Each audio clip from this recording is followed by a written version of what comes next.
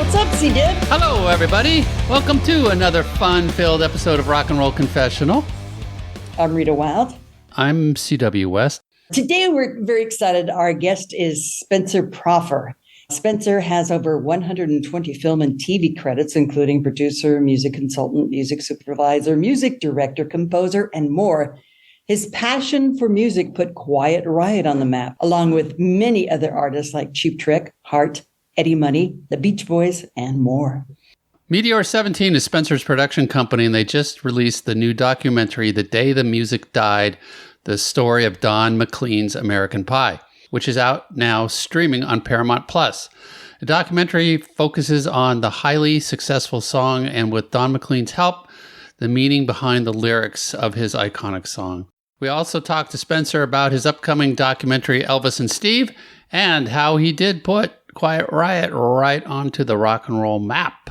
A very interesting gentleman. And just, if you've never seen this video, please check it out.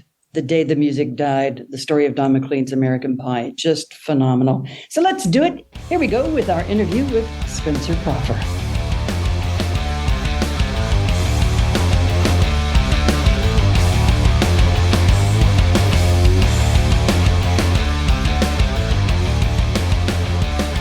Hi, Spencer. I'm CW. I'm Rita. Hey, how you doing? Hey, Rita. Hey, CW, you got guitars behind you. I only have an acoustic. You got some Fenders. I used to consult Fender. What kind of guitars That's you right.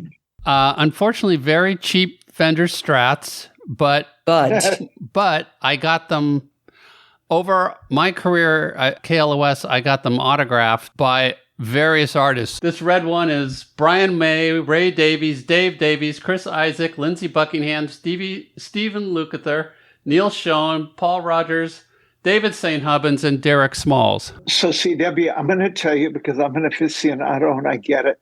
Those cheap guitars probably made in Mexico are worth 10 times more than the guy. I had the guy who builds Clapton's guitars build my son, Sterling, for when he turned 16, the Sterling Proffer model. And it was really retailed. It could have retailed for well into 5 figures. But guess what? I'd rather have your collection. Really? I grew up in LA. KLOS was my favorite station. I listened to KPFK when I wanted to get social and cultural. And my friend Graham Nash and Joni Mitchell always pushed me to KPFK because it was charitable. But KLOS rocked hard, man. And you guys were the second station in the country to play my Quiet Riot Bang Your Head record, you know? That was such a big one for us. Let's officially just get started because we have so many things to talk to you about, Spencer. And it's just such a delight that you made the time for us because Spencer Proffer is our guest, a multimedia savant who creates music-based visuals. So many things I want to talk to you about that we want to talk to you about. But first of all, let's talk about your latest project available on Paramount Plus. It's a documentary called The Day the Music Died, the story of Don McLean's American Pie. I so thoroughly loved this film. Loved it. Couldn't say a bad thing about it. So thank you. Even the spelling of my name? Oh, I didn't. Hold on. Let's go watch it again. Okay. Let me go catch those things there. Wait, this is your company, Spencer. Your company put this together, right? Okay. And they didn't spell the boss's name. Listen. The good news is I have a love affair with Paramount Plus, with Viacom, they own MTV, VH1, CMT, CBS. They're a real music company, to wit, just like KLOS was a real music station. The reason that I doubled down my relationship with Paramount and Paramount Plus, which is a streaming platform for MTV and VH1 and all that good stuff. Bruce Gilmer, who is the president of music across all the brands, is a real music guy. He feels music in his DNA and his soul. There's other people at other companies who may or may not, but I know for sure that Viacom and the guys running it, including Bob Bakish, who's the chairman, he used to be the head of MTV International. Bruce is a music guy, Bob's a music guy. Bob actually has guitars too. So the good news is music is in their soul, which is why this film, and Don McLean, to his credit, revealing the secrets that people have wanted to know for 51 years under the umbrella of Paramount Plus. That was the right place to do it. It was perfect. And that's what you need for something like this, because I think so much of rock and roll and music these days. It's like it's become a TikTok sort of generation. I mean, it really, you get your news, from TikTok. Where do you hear your music? Oh, TikTok. It's like, give me 10, 25, 30 seconds. But to get into the legacy of things that have meaning, that needs to be kept alive. And I think that this documentary is something that should be shown in schools, shown everywhere, because it talks so much about the history. I mean, it was, a time that was just absolutely crazy, the 60s. But I loved also how you went back to the beginning, like the Pete Seeger stuff. That was great too. Yeah. That people are aware of who Pete Seeger is. And I was surprised that Don McLean actually came up through those chains as well. Now, Don McLean is a real artiste. He's a poet. Not to say he's Shelley, Keats, or Byron, or Shakespeare, but he's a poet. I thought John Lennon was a poet. I think Carole King. I think Paul Simon. I think Bob Dylan. I think these are the real artistes, Cat Stevens, of our lifetime. And those are the artists I'm sure you pumped the shit out of at KLOS, because that's real music. You got the Doors, all the music, CW, that of the artists who signed your guitars. A lot of those came up with Goosebumps, wrote songs. They wrote epics. Don McLean wrote an epic, and that's okay. Taylor Swift is one of the true artists of today. She actually beat him by, I don't know, 15, 20 seconds. But she, her note to Don, which was so special, was she's standing on the shoulder of giants. And what I wanted to do for Don and for the world and for my kids and for future generations is to show that music is timeless, whether it was created as a Gregorian chant or if it's created in the future. What a song is timeless. And my job is to bring that forward, using media to do it. That's what I do for a living. What does American Pie mean to you, Spencer? I mean, you grew up with it. How did it touch you? Well, when I was a kid at UCLA, and I've said this before in an interview, but nobody asked me how it touched me. It touched me because the social cultural impact of a lot of the images, I see things visually when I hear them. And when I heard this song, I was really wondering about the gesture, about who the king was, what marching was. And Don revealed, to his credit, that the marching wasn't a marching band in a football stadium. It was people marching against the war. Yeah. And I led the SDS when I was at UCLA. I led some marches, So what it meant to me was it related. It went check. And the tick-tock of that for me was a tick-tock my brain. It said to me, this is special. When I heard it as a kid, it was special. When I got the opportunity to get next to Viacom and to bring it forward to the public, to hire a director who shared my vision, to build a team to do it, have the great love and cooperation of both Don and his manager all day, man, that to me was a joy. Sure, I made money, but you know what? You make more money when you do good work. Absolutely. And then you can give to other causes, which I know that you have a lot of other causes that you give to also. So much about the documentary. I loved how you made it kind of generational too. You not only took it, like the Pete Seeger days, but then you did Don, the 70s, the time of this singer-songwriter, James Taylor, all those people were really big. And then, you got Garth Brooks, who was one of the biggest stars ever, got him to do it. You got Bon Jovi to sing it. And then you had the Latino mix of it, and then also a younger person. Can you tell us about those people? Well, Garth, it's a tribute to Don McLean and their relationship, because this song is permeated, as you saw in the doc, in the interview with Garth, his whole career from the beginning. He invited Don up in front of 1 million people when he did the HBO Central Park concert. I have nothing to do with that except make the deals to make sure we can put it in. The journey of the song is my idea. I wanted to go past, present, and future. And Mapio is a 36-year-old Latino producer who I'm now going to build a special with. He's a spokesperson for the Latino market for Cadillac. And I'm going to hopefully build a mini series around how his music, he was a poor kid growing up in the Dominican Republic. And when Don and I talked about how can we bring this song to my kids and my grandkids' generations, it's having young people either embrace it or not. Jade Bird is a 24-year-old Americana artist out of London.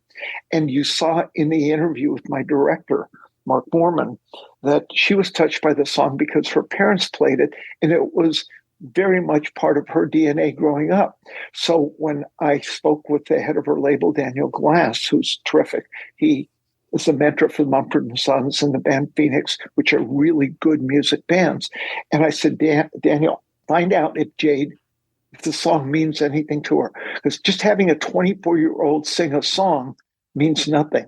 But having a 24-year-old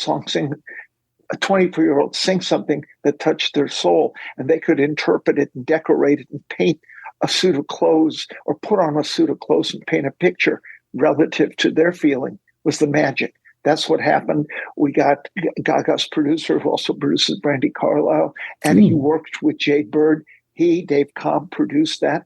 Ironically, Baz Luhrmann hired him to produce all the music for the current Elvis movie. And I'm making an Elvis and Steve documentary. Mm-hmm. But the point is, so Dave Cobb was magic because he signed up to be involved. We did it at RCA Studio A, which ironically Elvis recorded at. Kurt Webster got a band called Home Free, which is an a cappella Jordanaires kind of band. They did a duet with Don on it a cappella.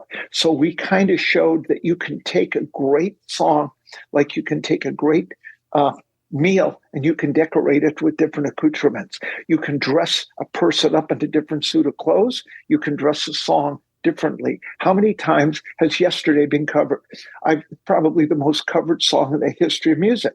But each time, sometimes it's with an orchestra. I'm working on Vincent with Don now. I'm going to have a symphony orchestra behind it, and I'm having an illustrated children's book come forward, like we did the American Pie book, but it's not about American Pie. It's a prequel about a young kid who was inspired and moved about music and learned about loneliness and friendship, which is what young Don suffered or experienced until he wrote the song. Then his career blew up. So my job is to kind of bring this stuff forward. And I've done it with the Spanish language version. It's fantastic. It feels like a hit. MTV International has outlets in 20, 30 countries. It's going to come out there. We're making, even though people don't buy DVDs, we're making a DVD deal for those people who don't stream. And Paramount Plus has a Walmart deal. We're going to play the trailer within the Walmart stores, drive them to the DVD, drive them to Paramount Plus. My whole mission is to bring this song to the world today, because I'm living today. Tomorrow, I hope it lasts as long as it has for the first 51 years.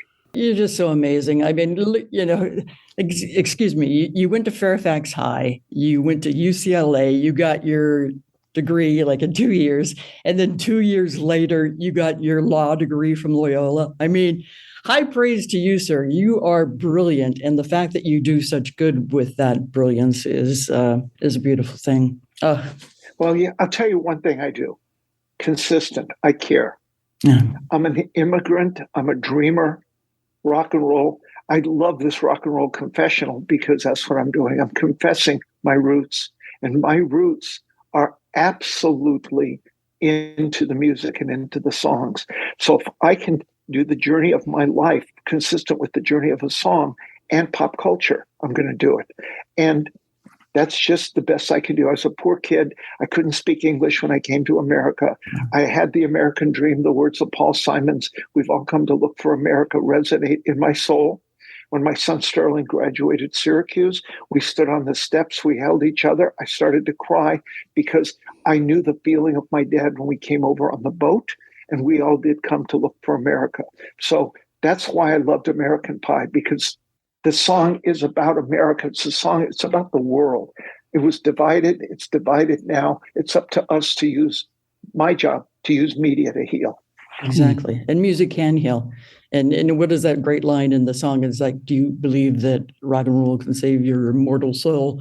Something to that effect. I know I messed that up. But I mean, so many things about that song. I mean, I was like a teenager when it happened, and then I wanted to always just hear the next thing. And then when I got into radio and was playing it as a DJ, it was like, oh my God, this song's like 8 minutes long. What am I going to do? And I just played it yesterday, and I played it, again. And you kind of lose that touch with that song if you just, it's something that you have to play, or something that That's why I just loved going back to this documentary and just reliving it, and stuff I thought I knew about the song I didn't know. It just enlightened me in so many ways, and it's just, I recommend everybody highly watch this. It's just so good. You have so many other things in the works too. You talked a little bit about the Baz Luhrmann thing, and the one that you're working with, the Elvis comeback special, another documentary. Yes. Doing that.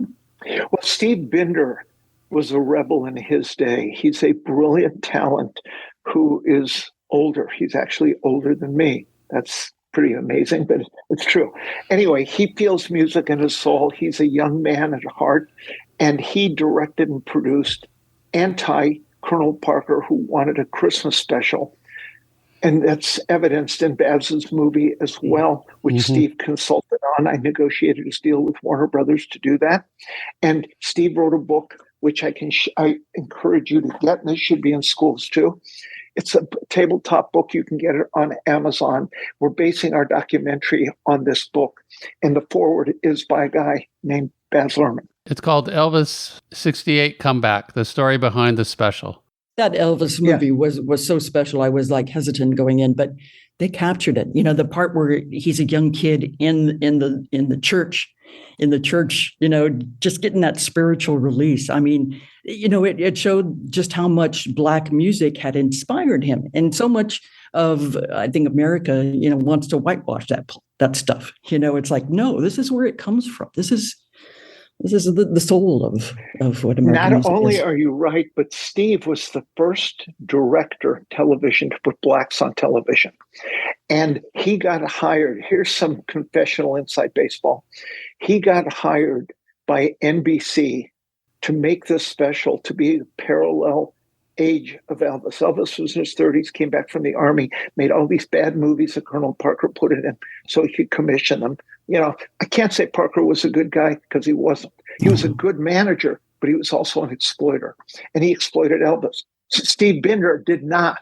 Steve Binder's a pure soul. That's why we've been friends for 45 years. And Steve made a Petula Clark special after Downtown was a #1 song with Harry Belafonte, who's featured in the current Sidney Poitier special. And Harry Belafonte was a major leader of bringing Blacks to media, as was Sidney Poitier. I wound up in my career, I've done 2 films with Sidney, one of which had a lot of Emmy nominations, not today's call. But Steve made the special, and he had Petula Clark and Harry Belafonte touch and hold hands during the special. There was a furor and an uproar. I will send each of you a link. It was a front page. It was in the Time magazine. It was in Newsweek. How dare he do it? Well, when the sponsor said, how can you do this? Use another take. Steve had instructed his people lose all the other takes. So the point is, they couldn't not put it on the air. So they did. It was a thing. The NBC, Bob Finkel, who was the exec guy at NBC, said, wait a minute, this guy, we should talk to him. They talked to Binder. He initially didn't want to do it. He met with Elvis. You saw the scene in the Baz Luhrmann movie when Elvis goes, Steve, what do you think of my career? He said, it's in the toilet. Okay. The point is, that's why he got the gig. That's my doc. The buddy story of where Steve and Elvis teamed up. My guys at Paramount Plus, Viacom, Bruce Gilmer, Bob Bakish, they got it. They got it instantly. They said, we're a good platform for this. We're in production on the movie now. I don't care if there's 20 other movies made about the comeback special. We got Steve Binder. Ours is the real one. That's good. That's good. When can we expect that? Next year. Next year? Okay, great. Spencer, you have about 8 projects that are at least listed on IMDb as coming out next year. I think they're all music related. And what I find fascinating is that they're not subjects that, it's not about the Rolling Stones or Bob Dylan. It's about deep down and writers and songwriters and producers that a lot of people don't know about, but you're keeping that history in the music by bringing these out. Well, they'll come out over the period of the next 3 years because it takes a minute to bake it, to develop it, to make it, to set it up, and to put all the extensions around it, which my company does, because I don't want to just put it out and forget about it. sound like a generic doc. And I'm a big believer in the pure artists. And the pure artists may not be the most famous people, but they're the people behind the curtain that have done. Eddie Kramer is probably the best living music engineer. Yep. He and Alan Parsons are my two favorites. Eddie did 5 albums with the Stones. You know their music. He did 5 albums with Zeppelin. He engineered All You Need Is Love for the Beatles. He engineered Carly Simon's first record, Kiss's first record. So Eddie should have a halo. My job, bring it forward. I love Eddie. He's my friend. See, the interesting thing about me is, I come from the music. So I care about the music. I care about the people who made the music, not just because they're famous. Their music is famous. I'm not that famous, but my projects are. Yep. And that is more important to bring to the world. Stephen Schwartz wrote Pippin, Godspell, Wicked. He's brilliant. You don't know his name, but you know his work. Del Bryant's parents wrote every Everly Brothers hit known to man. You might not know Felice and Boodle O'Brien, but you certainly know All I Have to Do Is Dream and Bye Bye Love. Paul Simon knows it. Yeah. Keith Richard, we're doing a book that Tim Rice is writing the foreword. Do you know Tim Rice? Maybe not, but you know his work. The Lion King, Jesus Christ Superstar. So the point is, I am trying to work with Lee Abrams as a pioneer of rock radio. Lee Abrams and I are doing Sonic Messengers, the role of rock radio, pop radio in the culture and landscape of America from the 50s, 60s, 70s, 80s, 90s, through the days he founded XM Radio to today. That's an interesting thing. Lee Abrams isn't a household name, but boy, was he a consultant to the biggest radio stations. I don't know if he consulted KLOS. I haven't asked him. No, but we knew him. You know who? Oh, yeah. We definitely knew him. But all these guys are my partners. They're not, I don't have a gig. I don't get hired. I team. And I'm a big believer in teaming with people because they trust me. I trust them. I'm not going to sell them out. The problem with a lot of docs that I have seen is they're by the numbers. And it's, soup to nuts, go to Wikipedia. There you go. I got to go deeper. Yeah. And that's what I'm planning to do, be it Viacom, be it whomever is the distributor. It's got to start with the work first. The Day the Music Died, that's why it's such a brilliant documentary.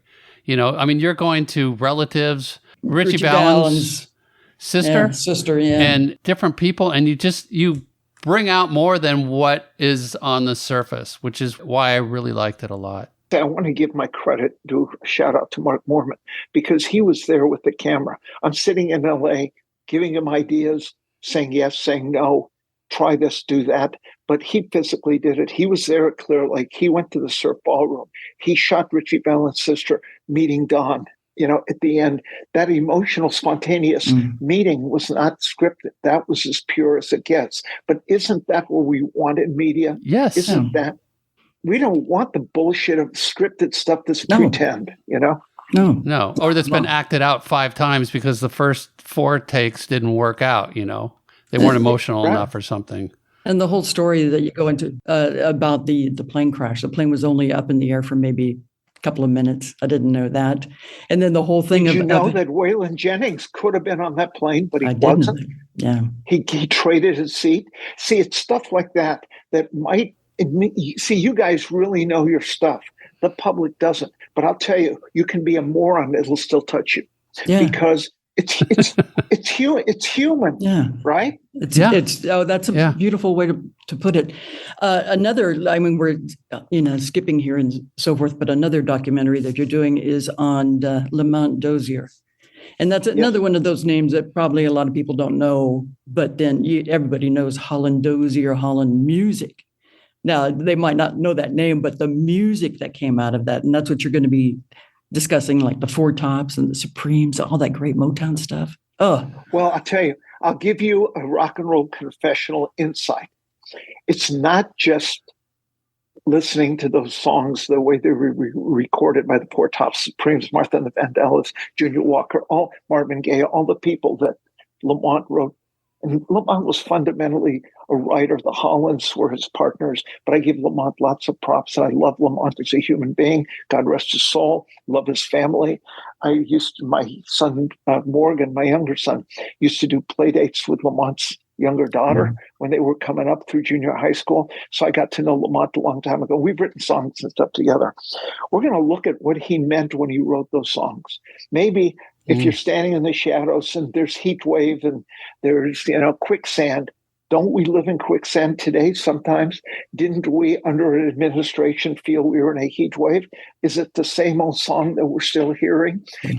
So I'm going to take a little different approach to those songs and just, here's a documentary about the songs. You know what? Got to go deeper. Lamont and I, God rest his soul, thank God I spent lots of time with him. I knew him for 30 years, and I knew his wife, Barbara, and I know his kids. So I have some insight. I'm going to hire a South African filmmaker, Black South African filmmaker, to make the film. He's not famous. Nobody knows who he is. America, he's a big deal there. I have an office in South Africa. I'm a big believer in the culture and the anti-apartheid stuff. That's when Sidney Poitier did Mandela and de Klerk, and I went over there to handle the music, 1997. So the point is, this guy, Mandela Dube, we haven't even signed the deal yet, but I've talked to him a half a dozen times. He has a take as a young South African kid growing up, hearing the influence of Motown, seeing Lamont perform when he left Motown. He went to Nigeria, he went to Ghana, he went to South Africa. I think that's interesting. That's going to be part of my doc there. That's going to be excellent. Another one you've done is Chasing Train on John Coltrane. Yeah, man, you're pretty awesome. I'm be fangirl here. You're pretty awesome. Let's get into some of the rock and roll stuff. One of the big hits of the 80s, when I think CW and I both first went to KLOS in 1983. It was Quiet Riot's Mental Health. And actually, we had Rudy Sarzo on a couple of episodes ago. We talked to Rudy, and it was like so nice talking to them, because I said, you were the first interview I did on KLOS. It was just so special that it came around, and he kind of remembered that, and remember them coming into the station whenever they had something to do and so forth. But we got the gold record, the platinum record at Irvine Meadows too. When the band was playing there, they brought us out on stage to accept that. That was cool. That was great. No, but just they talked about how that kind of like changed things, and what a perfect time for it too, with MTV being around the corner. Well, they helped me break the band, to be honest with you. Nobody at Epic, nobody at CBS Records at the time could give a shit, because Cyndi Lauper had blown up. Girls Just Want to Have Fun was huge. Thriller was huge. And when I played the first 4 songs that I produced and arranged and mixed in my studio, and it's a long story on how I got there, that's irrelevant. I did it. And I flew to New York when I made my deal after my Children of the Sun record. I thought, I had co-written and produced that, put out a Billy Thorpe record. I lost the moment. So I was looking for something that would make a difference. Listening to radio, remember KHJ? I would listen. I heard Soft Cell, Do Tainted Love. I remember Duran Duran, Hungry Like a Wolf, Police, Roxanne. Then I heard an oldie, Come On, Feel the Noise by Slade. And I said, holy shit, this is anthem participatory rock. This invites people to go, let's rock.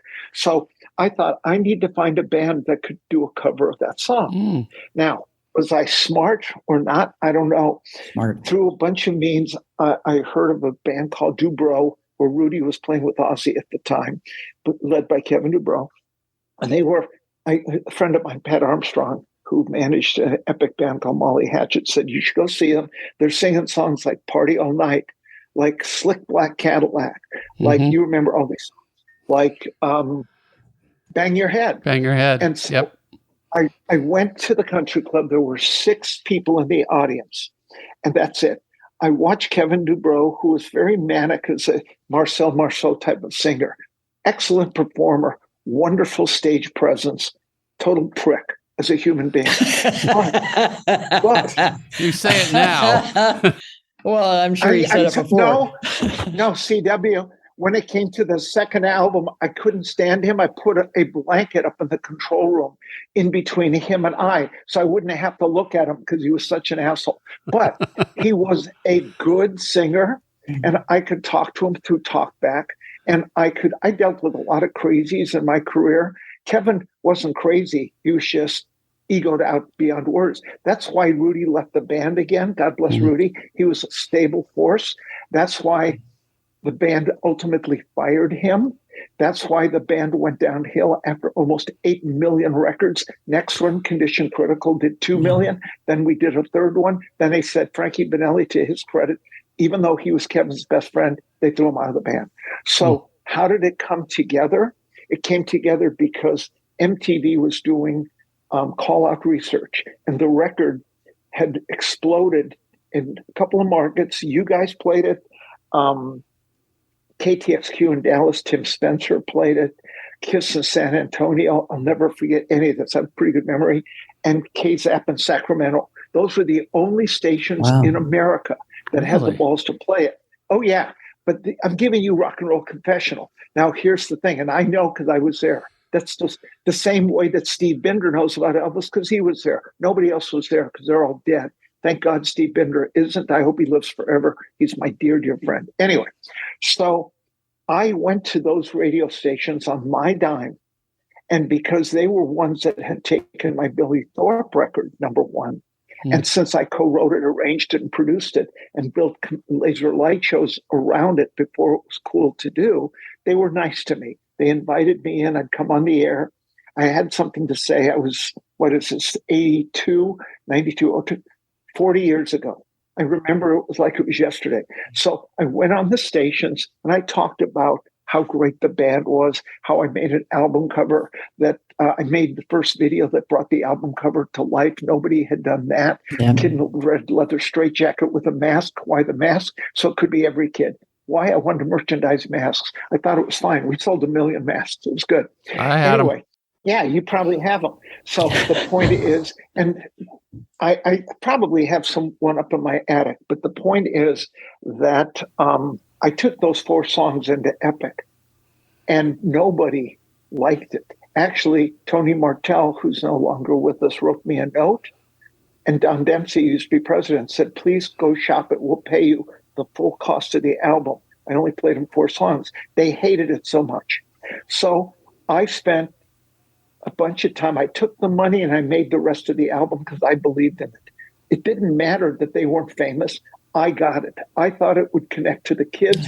And I saw the kids at Hammersmith Odeon cheer Slade on 10 years earlier. So I made the album. I then continued to shop it. I got passed on by the album, the very album that went to number 1 in Billboard. That same album. It's not the Beatles. The Beatles had these stories, 27 passes. I only had 15, but they were the 15 labels from Clive Davis, who I love and admire. I was his assistant when I got out of law school. He passed. Ahmet Ertegun, God rest his soul, and I did work for Ahmet at Atlantic. He passed. Jerry Greenberg. A lot of these people heard this record because I could get to them, and they all passed.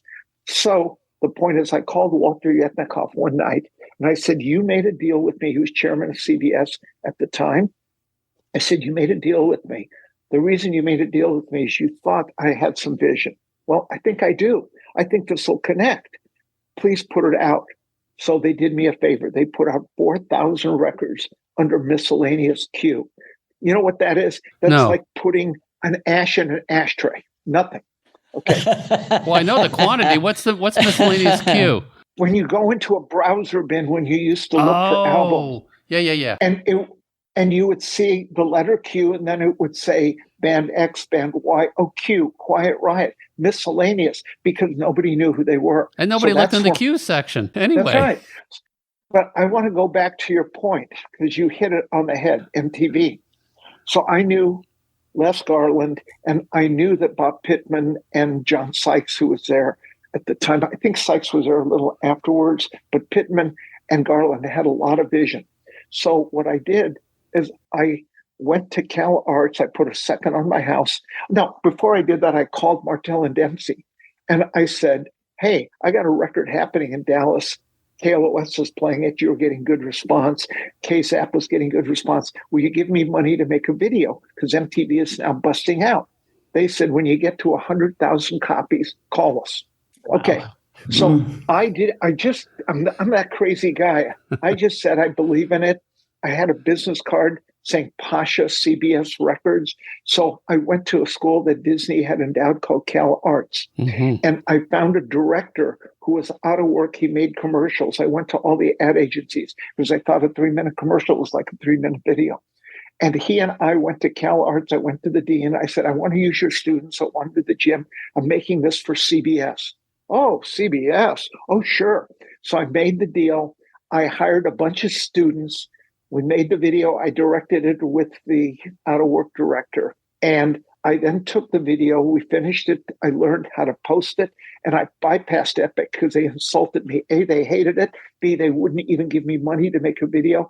I made it for $19,000, which was the second on the house that I had bought from royalties I had made from producing other stuff like Eddie Money and other stuff.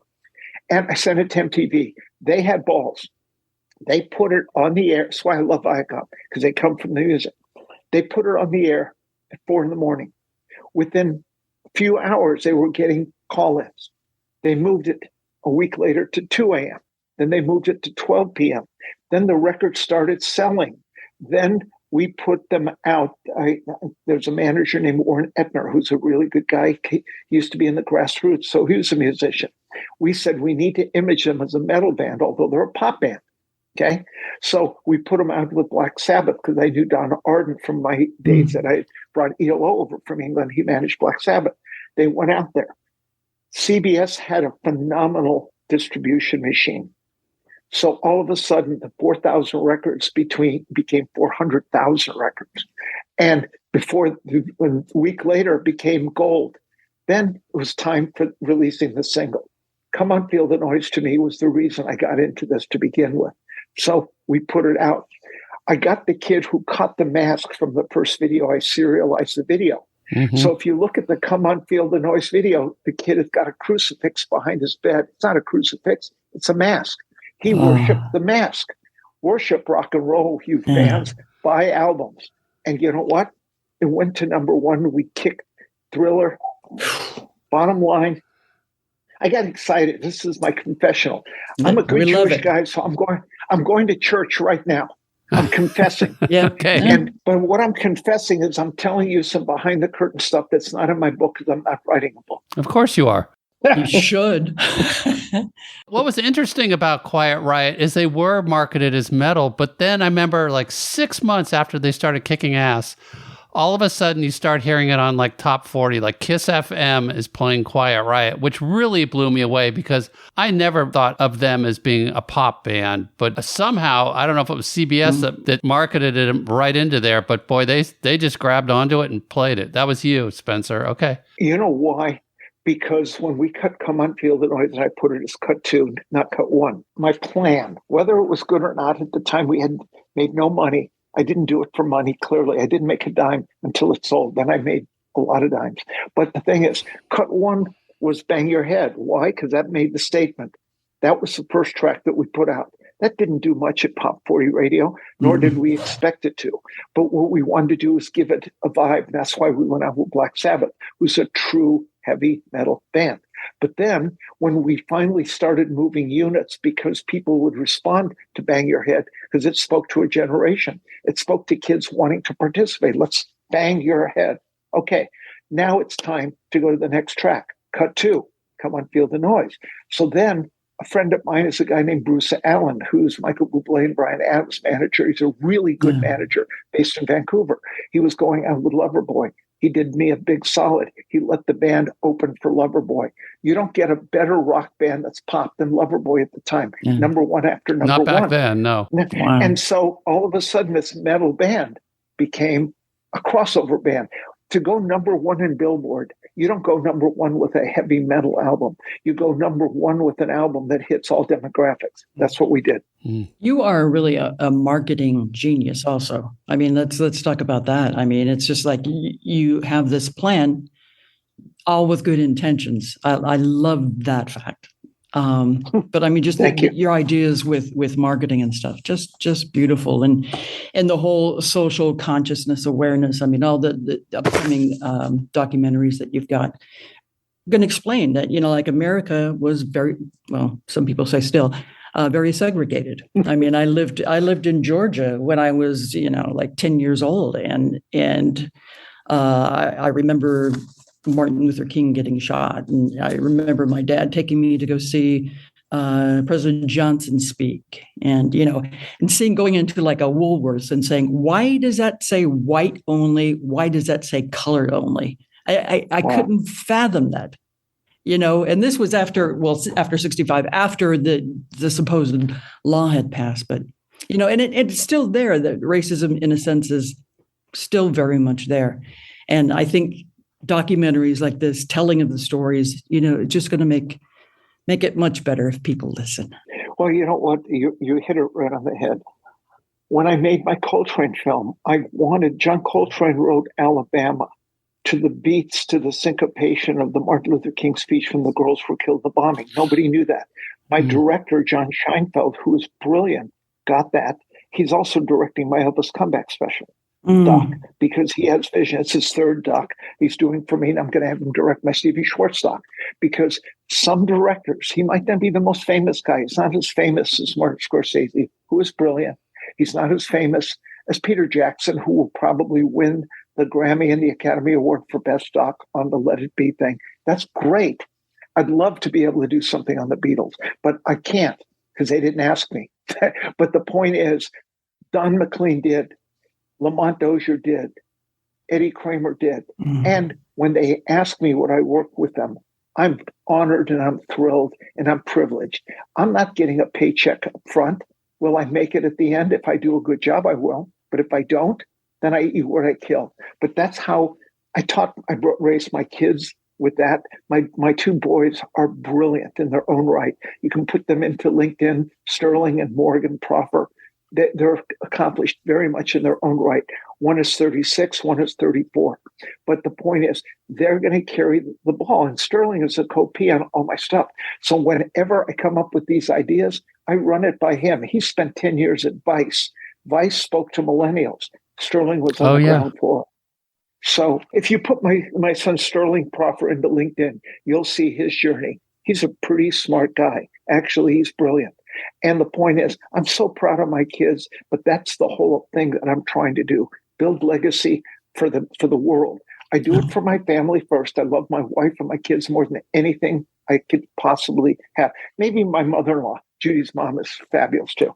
But the point is, I live for the memory of my parents because we all came to look for America together. Yeah. I came to America at the age of 6 when I didn't speak English.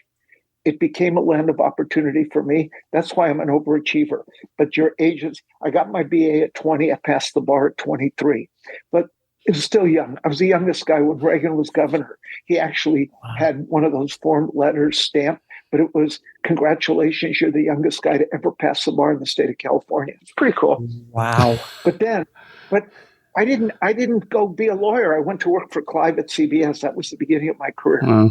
Spencer, I want to go back to the day the music died. In it, basically, Don McLean kind of goes over a lot of the lyrics and explains, and you talked about this earlier on in the interview. I was having dinner with a friend of mine a couple nights ago, and we brought up this documentary, and he said, "Oh my God, yeah, I watched it." And I said, "Well, do you have any questions?" He said, "Yeah, I want to know if there was any material, anything that was talked about the lyrics that was edited out, anything that was important that for some reason, time or for other reasons, didn't get in there." Don McLean is his own guy. He's one of the smartest people I've ever interfaced with in my career. And it was his idea to raise the curtain and reveal what he meant. The director's job was to give him the opportunity to do it by shooting it. But Don decided what he wanted to reveal, what he didn't. I think it's 90% of it. I don't think there's anything on the cutting room floor that Don wanted to say, because anything that Don elected to say, it's his song. My job was to just give him the platform to get it to the world and then get it to the world. But I give him the props for of course, he wrote it, but he also can interpret better than anyone because it was part of his vision. So the answer to your question is no. Everything that Don wanted to say about the song that he didn't say in interviews for the last 50 years is in our doc. Well, we've gone over our time, which is I want to totally respect Spencer's time. I know. You know what? But you own me. This is important to me, and I'll tell you why. This will make you feel okay. Go over your time, because these are happy accidents. I was a huge listener of KLOS coming up. I love what your podcast, what your whole thing is about. I love the guitars that you have behind you and who signed them and why. So therefore, I'll talk as long as you want to talk to me. Couple of days, I think, ought to do it. Just going back to the song, I think the lyrics, you say in the documentary, he wrote like within an hour. It just like came to him, and obviously crafted it a little bit. And the addition of the piano, that was a guy who didn't know anybody in the band. Was it Paul Griffin? Yes. Just how much that added to that song. It was just beautiful, just genius. Well, I give credit there to the guy who produced the record, who was interviewed, because like Billy Preston added so much to the Beatles, and that was over the course of an album and maybe the Get Back sessions and the rooftop concert. That's Billy Preston. He was great. He became an artist in his own right. Yep. And That's the Way God Planned It on A&M Records, one of my favorite classic songs of all time. Anyway, Paul Griffin, maybe this might have been his coup de grace. But the point is, he added so much, and Don, to his credit, embraced it, let it be. The producer, Ed Freeman, actually brought him into the session, and you saw that. But Griffin was the guy, and I really love that as well. So thank you for recognizing that. That's just excellent. And then Peter Greenberg also of Peter Gallagher, I'm sorry, with his spoken words of it. Just absolutely beautiful. Everything about it. So make sure that you... That's Peter Gallagher, yeah. Get this book. This book is called Don McLean's American Pie of Fable. And what it is, and I'll send you guys links. Peter was a central character to an NBC series produced by Lionsgate called Zoe's Extraordinary Playlist. It happened to be my wife, Judy, who put this book together with Don, one of her favorite shows. And she told me that the last episode of the season, they were doing a 7-minute tribute to the Gallagher character who had died, and they were singing American Pie, Mary Steenburgen, all the cast. So I saw that episode and I went, holy shit, who's his agent? How do I get a hold of Peter Gallagher? Because I was moved by it. And I was moved by earlier episodes that I had watched. And Peter Gallagher is one of my favorite actors, stage actors, personalities. And through his agent, Bob Gersh at the Gersh Agency, he put me in touch with Peter, who's back east. And I had a nice talk with him. And Peter said one of the first concerts he'd ever gone to as a kid was the Don McLean American Pie concert. Wow. Yeah. So we had a lovely talk. We timed it where he would come to LA.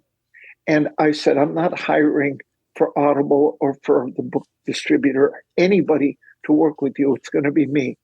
I'm the producer of the film. I'm going to produce the spoken word part of it, which I did. And I told my director, while I'm doing it, please come in and film it or film elements of it, because then I have Peter integrated into the film, although he is reading the book over here. He's in the film here. The guys at Lionsgate and the NBC people were very gracious to me.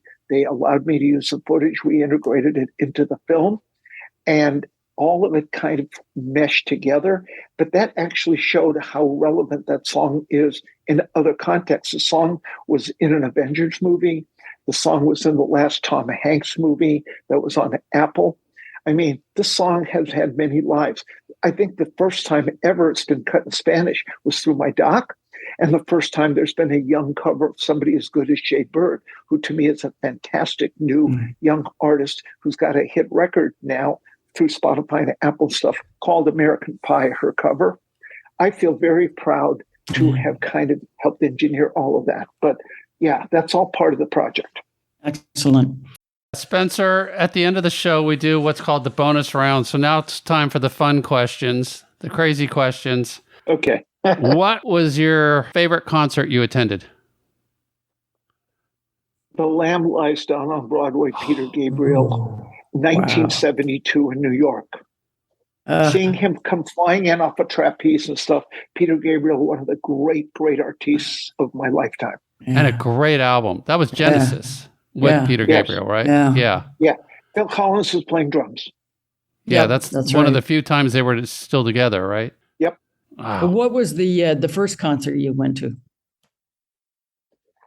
Oh boy, the Troubadour, seeing Crosby, Stills and Nash. Get out of here! Oh no, Elton John when he came over from England. God. Doug Weston's Troubadour, Carole King at the Troubadour. Those were the first. No, actually, the first live show I went to was the Byrds at Ciro's in 1965 they played Bob Dylan's Tambourine Man. That was the first time they played that song. Wow. I was going out with the lead singer, Gene Clark's girlfriend, and I became a roadie for the Byrds at the age of 15. Oh my God. That's you amazing. have to write a book. You have to write a book, Spencer. You have to. You've got so many great stories and so many great memories and recollections. You have to. Yeah, I understand you were a quarterback too, right? Were you a quarterback? I was for a minute. Yeah, for a minute. High school and college. But here's the best part about that. In college, it was never good enough to start, so I was on the bench. But the thing is about quarterbacking in high school and in life is it's good to call the plays, but then build a team around you so the team can win. It's not about me. It's about all those people. I have a brilliant lady named Bethany Claypool, who's the GM of my company. We have great publicists. We have great, my art director, Hugh Simon's been next to me for 38 years. I mean, it's all about a team. Everybody plays their position like they do on a football team. The tight end doesn't play fullback and the tackle doesn't play, halfback. So everybody plays a position. They play it well. My job is to just make sure the team gets the Super Bowl ring. Be the quarterback, even if it's just, on the sidelines, checking out all the plays and stuff like that. It's just, please write that book. Oh, please. Talk to Judy. She's my boss. I don't have a boss, but I do. It's my wife. Okay. And I tell you one thing, I do a great job at taking out the garbage. I'm really good at that. Awesome. What else are you good at? Washing dishes. Okay. Who would you want to meet that you've never met? John Lennon. Mm-hmm. Aristotle. Ooh, wow. Okay. Your favorite piece of music memorabilia that you have? That I have. My favorite song of all time is In My Life that John Lennon wrote. And America by Paul Simon. Those are my two favorite songs. Music memorabilia was a song I wrote for the Hardy Boys show while I was in law school called Namby Pamby. And I had a band signed to ABC Dunhill. We had a singles deal, and that paid my first year's tuition. Wow. Namby Pamby, you're sweeter than candy. For a guy who's produced what I've produced, that was as good a pop song as I was going to say. I got love. Yeah. That sounds like it. What band do you regret never seeing live? Gosh, I saw Pink Floyd, who I loved. What band did I regret never seeing live? Queen with Freddie Mercury alive. I'm friends with Brian May, and I've seen Queen with Adam Lambert, but I've never seen Queen with Freddie Mercury. Yeah. And that's the special thing. You also did something special with Brian May. 7-minute piece of music that you produced with him, right? Yes. Okay. Yeah. For a New Line feature called The Adventures of Pinocchio.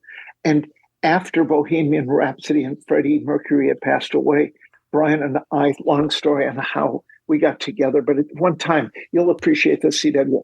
I was starting to make a Guitar Heroes album with Eddie Van Halen, with Brian May, and with Jeff Beck, and a guy named John Butcher, who was producing. They were all on different labels.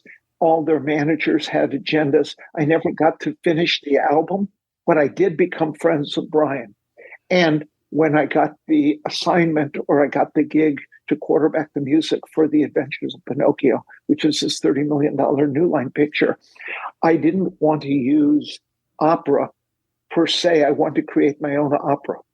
And I convinced the director, who came from rock and roll, Steve Barron, to let me try and create something out of rock and roll. I got in touch with Brian, And I said, hey, here's an opportunity for you to do what you guys were doing with Bohemian Rhapsody in the context of a movie, but let's do it with a symphony orchestra.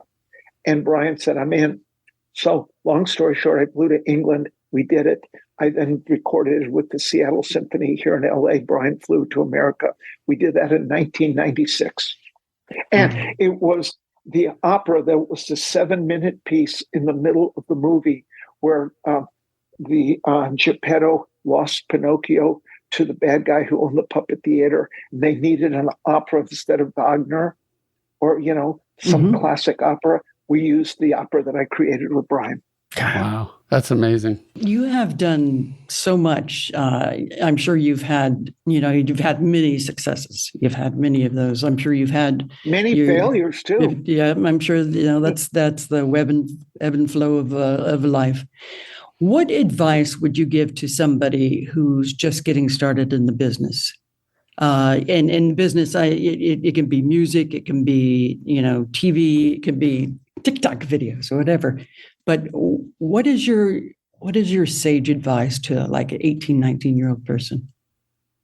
Well, first you got to dream, because if you don't dream, you can't get there. You can't fulfill your dream. You should get a subscription to Billboard because you need to know what's happening. And I think that it's a timeless magazine. And you should be able to get a seatbelt because you're going to ride more roller coaster rides in the media business than you could ever imagine. You're going to go up, you're going to go down. You got to be able to take it. And if somebody says no, when it's like I did a documentary in 2015 on a song called I Hope You Dance. It was a big country hit by Leanne Womack. And there's a great line in the song that says, when one door closes, another one opens. So what you got to do is you got to be able to get the door slammed in your face, like I did with Quiet Riot, like I did with Thorpe, like I've done with many things I've done, and say, okay, that's your opinion. God bless you. Have a party, and you keep going. So that's what I do. If I'm right, I'm really right. And if I'm wrong, I'll go down in flames, but I'll never not be proud of trying. Yeah. So the advice, be proud, don't sell out, keep your nose clean, be honest, have a dream, and don't take shit from people who want to throw it at you. Damn. Perfect. On that note. Just enjoyed this so much, Spencer. Just really thank you so much for taking your time and for all your work. And I can't wait to see the other documentaries upcoming. And anybody who's listening, just go see the film. It's on Paramount Plus. The Day the Music Died. It's American Pie, the story of Don McLean's American Pie. But I've really enjoyed it too, because you know what? You guys pay attention. You guys care. You did your homework. And I do appreciate that because I do homework too. That's kind of why the artists and I get on, because even I used to take my son Sterling to my sessions.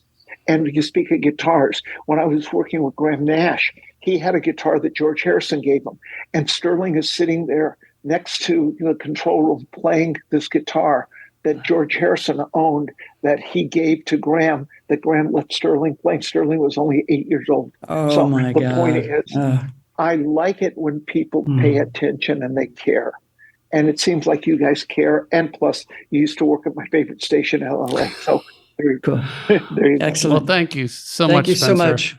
Thank you so much. It's been a pleasure. And again, please talk to Judy about writing that book. God.